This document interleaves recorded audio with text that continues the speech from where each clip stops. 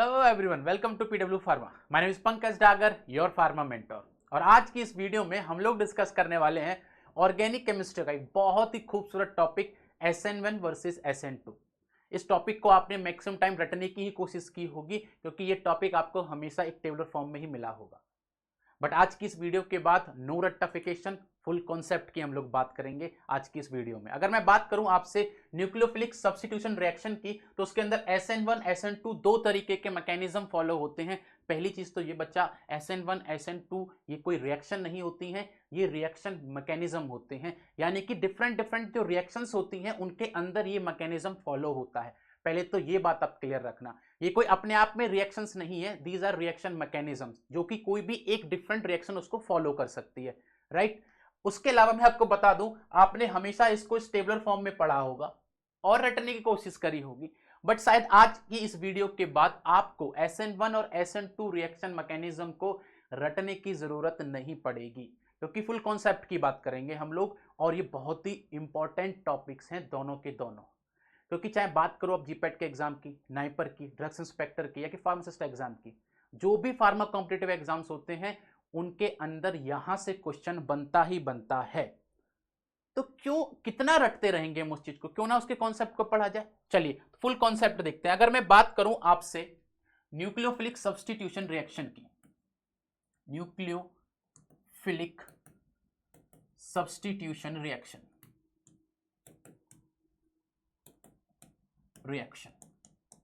ठीक है, तो इसके दो तरीके के मैकेनिज्म हो सकते हैं, जिसमें हम लोग SN1 और SN2 पढ़ते हैं। न्यूक्लियोफिलिक सब्स्टिट्यूशन आप जानते हो, किसी एक चीज को दूसरी चीज से रिप्लेस कर दे उसको सब्स्टिट्यूशन बोलते हैं।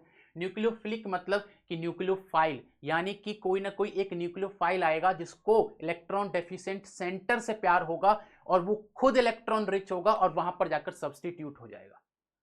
मैं इस रिएक्शन को हमेशा ऐसे पढ़ता हूं, इसकी टोपी उसके सर। क्यों? देखिए, ध्यान से देखिएगा इस रिएक्शन के मैकेनिज्म को। ये मेरे पास एक एल्काइल हैलाइड है, यहां पर मैंने एक न्यूक्लियोफाइल के साथ रिएक्शन लगाई। न्यूक्लियोफाइल आप जानते हो इस तरीके से रिप्रेजेंट करते हैं। जब ये रिएक्शन कंप्लीट होगी तो इस कंप्लीशन के बाद आपको कुछ इस तरीके का प्रोडक्ट मिलेगा, RNU प्लस X नेगेटिव, इस तरीके का प्रोडक्ट आपको मिलेगा। अब ध्यान से देखो, यहां पर पहले न्यूक्लियोफाइल ने अपने ऊपर टोपी पहनी हुई थी और वो टोपी शिफ्ट होकर किसके ऊपर चली गई? हैलाइड के ऊपर, जो कि एक लिविंग ग्रुप होता है इस रिएक्शन मैकेनिज्म के अंदर। इसीलिए मैं हमेशा न्यूक्लियोफिलिक सब्स्टिट्यूशन रिएक्शन को इसकी टोपी उसके सर बोलता हूं, इसकी टोपी उसके सर, ठीक है, ताकि आपको एक बेसिक आइडियोलॉजी रहे उस चीज की कि हाँ भाई ये रिएक्शन इस तरीके से प्रोसीड करेगी। अब उसका जो मैकेनिज्म होता है, चाहे वो SN1 हो SN2, ये सिर्फ दो ही बातों पर डिपेंड करता है। एक, स्ट्रेंथ ऑफ न्यूक्लियोफाइल, दूसरा कौन सा सॉल्वेंट आप यूज कर रहे हो। अगर आपको ये चीज की नॉलेज हो जाए कि कौन सी रिएक्शन के अंदर कौन सा न्यूक्लियोफाइल यूज हुआ है, फिर कौन सा सॉल्वेंट यूज हुआ है, आप मैकेनिज्म को एकदम आराम से क्रिस्टल क्लियर फॉर्म में समझ सकोगे। ठीक है, चलिए समझाता हूं मैं आपको। अगर मैं बात करूं आपसे इस रिएक्शन की, न्यूक्लियोफिलिक सब्स्टिट्यूशन रिएक्शन NSR, यहां पर दो चीजों का सिर्फ फर्क होता है। एक तो strength of nucleophile, strength of nucleophile, और दूसरा होता है यहां पर type of solvent, type of solvent. बस इन्हीं दोनों के रीजन की वजह से ये दोनों मैकेनिज्म डिफरेंट होते हैं। जैसे कि अगर मैं आपसे बात करूं पहली रिएक्शन इसकी, स्ट्रेंथ ऑफ न्यूक्लियोफाइल की, अगर आपका न्यूक्लियोफाइल जो है वो स्ट्रॉन्ग है तो SN2 मैकेनिज्म फॉलो होगा, और अगर आपका जो न्यूक्लियोफाइल है वो वीक है तो SN1 मैकेनिज्म फॉलो होगा। दैट्स इट, यही है SN1 SN2 रिएक्शन, यहीं पर कंप्लीट हो जाती है। आपको बस ये चेक करना है कि आपका जो न्यूक्लियोफाइल है वो वीक है कि स्ट्रॉन्ग है, बस उसी से आपकी रिएक्शन सॉल्व हो जाएगी। उसके अलावा टाइप ऑफ सॉल्वेंट की अगर मैं बात करूं तो दो तरीके के सॉल्वेंट यूज हो सकते हैं, polar protic, polar aprotic.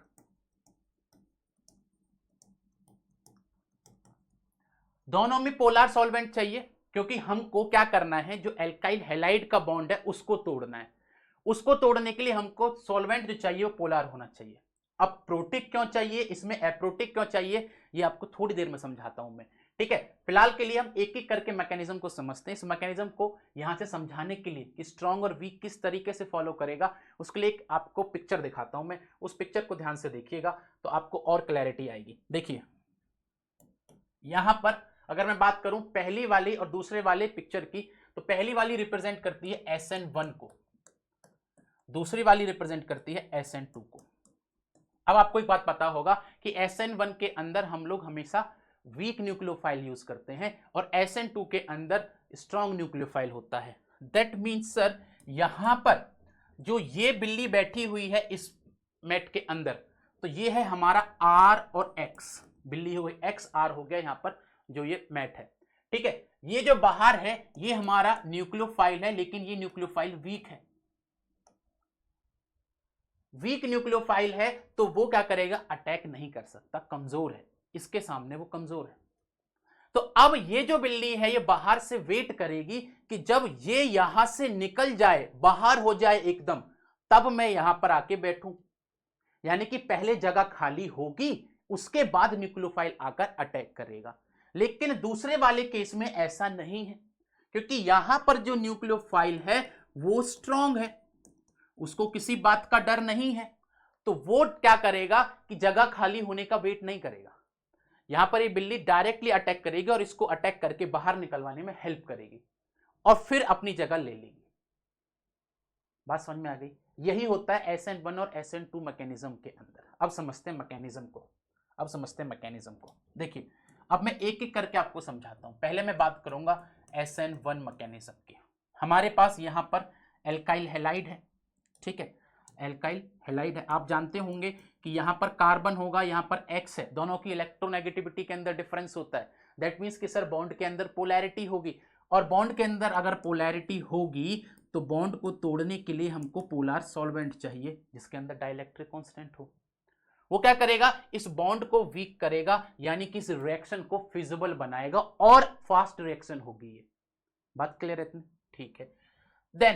Then अब क्या होगा, हमारे पास न्यूक्लियोफाइल तो है SN1 रिएक्शन के लिए, लेकिन ये वीक है। ये क्या है, ये वीक न्यूक्लियोफाइल है।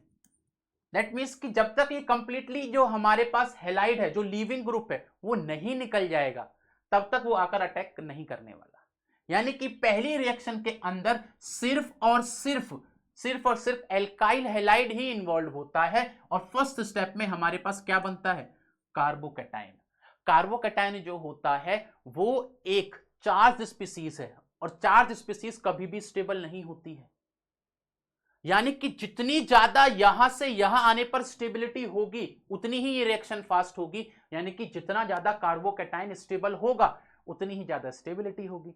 दैट मीन्स सर कार्बोकैटायन की स्टेबिलिटी हाइपर कॉन्जुगेशन से हम लोग करते हैं, यानी कि सर जितना ज्यादा नंबर ऑफ हाइपर कॉन्जुगेट्स उतनी ज्यादा स्टेबिलिटी। यानी कि सर अगर 3 डिग्री यहां पर एल्काइल हैलाइड होगा तो वो आसानी से रिएक्शन को कर देगा, 2 डिग्री हुआ तो उससे कम, 1 डिग्री हुआ तो और कम।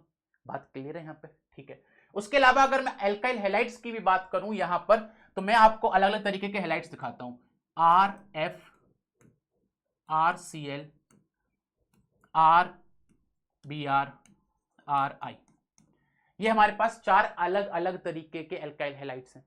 अब आपसे क्वेश्चन पूछे कि इन चारों में से कौन रिएक्शन फास्ट करेगा, जो आसानी से टूट जाएगा। अब आप जानते हो ऊपर से जब नीचे की तरफ आते हैं हम लोग हैलोजेंस के ग्रुप के अंदर, तो एटम का साइज इंक्रीज होता चला जाता है। यानी कि सबसे छोटा फ्लोरीन, उसके बाद क्लोरीन, सबसे छोटा होगा फ्लोरीन, फिर ब्रोमीन, फिर आयोडीन। यानी कि सबसे बड़ा एटॉमिक साइज जो होगा वो आयोडीन का होगा। यानी कि ये आसानी से बाहर निकल जाएगा, क्योंकि साइज बड़ा होगा तो बॉन्ड की स्ट्रेंथ कम होगी, बॉन्ड की स्ट्रेंथ कम होगी तो उसको लीविंग ग्रुप को लीव करने में आसानी होगी। यहीं से क्वेश्चन पूछा जाता है आपसे कि इनमें से कौन सा रिएक्शन फास्ट करेगा, तो आप बोलोगे सर ऑर्डर बनेगा RI सबसे आगे, उसके बाद RBr, उसके बाद RCl और उसके बाद RF। ये ऑर्डर बनने वाला है इसका। बात क्लियर है इतनी सबको? क्योंकि जो आसानी से निकलेगा उतनी रिएक्शन फास्ट होगी। फिर उसके बाद बात आएगी यहां पर कि कार्बोकैटायन कौन सा स्टेबल है। हाँ जी, जो कार्बोकैटायन स्टेबल होगा उतनी रिएक्शन फास्ट होगी, यानी 3 डिग्री, 2 डिग्री, 1 डिग्री। ये बात भी क्लियर होगी, यहां तक तो रटने की कोई जरूरत नहीं है।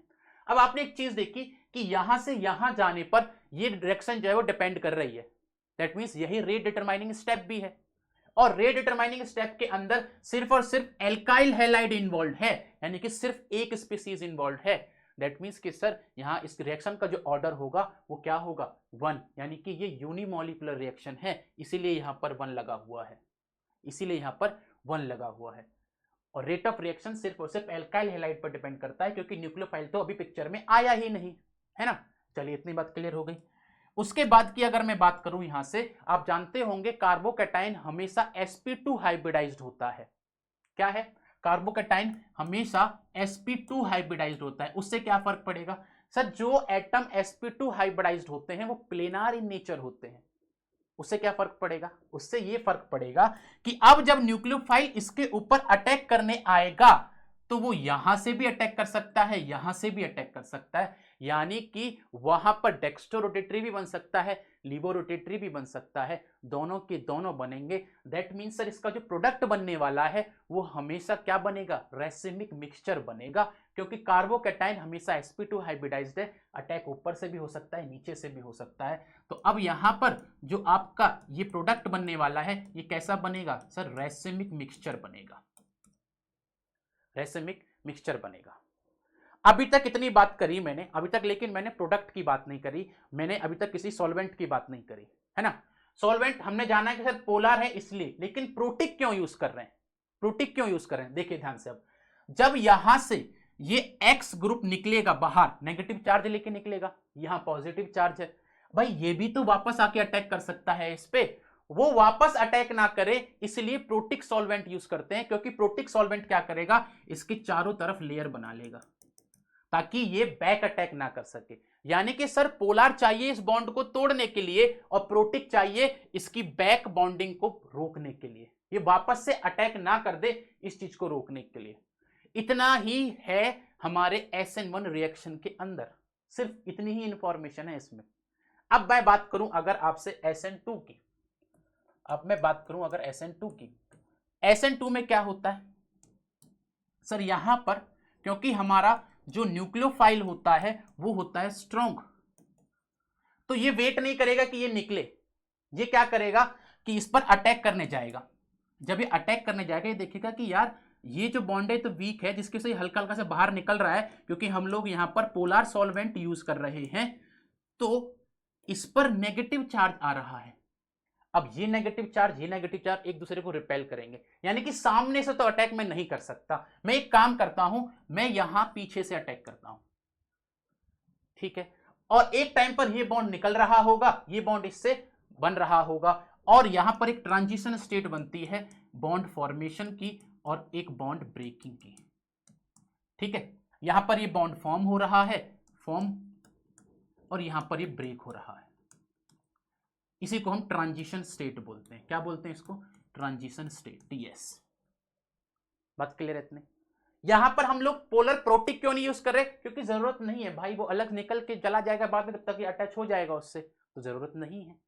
बात क्लियर है। अब क्योंकि ये बैक साइड से अटैक करेगा तो यहां पर इस चीज पर डिपेंड करेगा कि पीछे के साइड कितने ग्रुप्स लगे हुए हैं। दैट मीन्स कि सर यहां पर जो मेजर फैक्टर आएगा that will be steric hindrance, steric hindrance.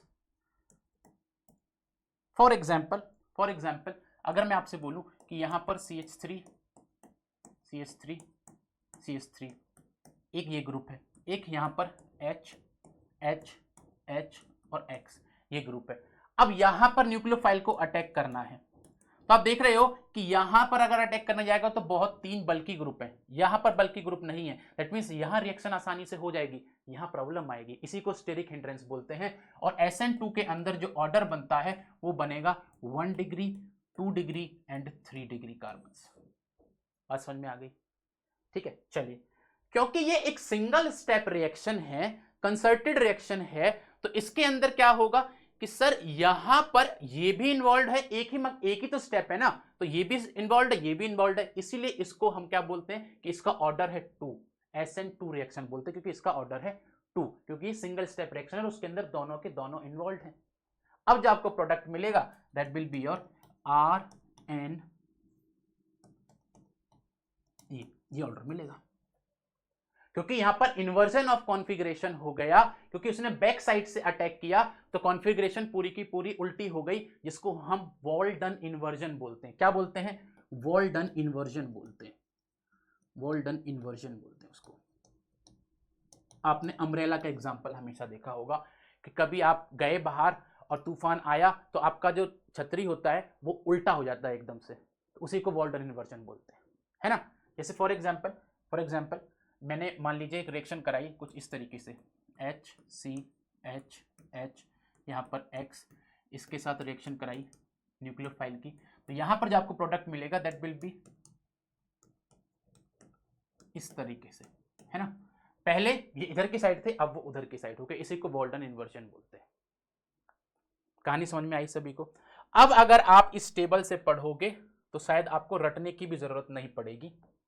अगर आप उस टेबल को देखोगे तो यहाँ पर सारे पॉइंट आपके कवर हो गए जो मैंने समझा है, और वो कॉन्सेप्ट के साथ कवर हो गए। तो ये है तरीका पढ़ने का हमारा SN1 और SN2 रिएक्शन मैकेनिज्म को। याद रखना, ये रिएक्शन मैकेनिज्म है, खुद में रिएक्शन नहीं होती हैं, ये सिर्फ अलग अलग रिएक्शंस जो होती हैं वो मैकेनिज्म को फॉलो करती हैं।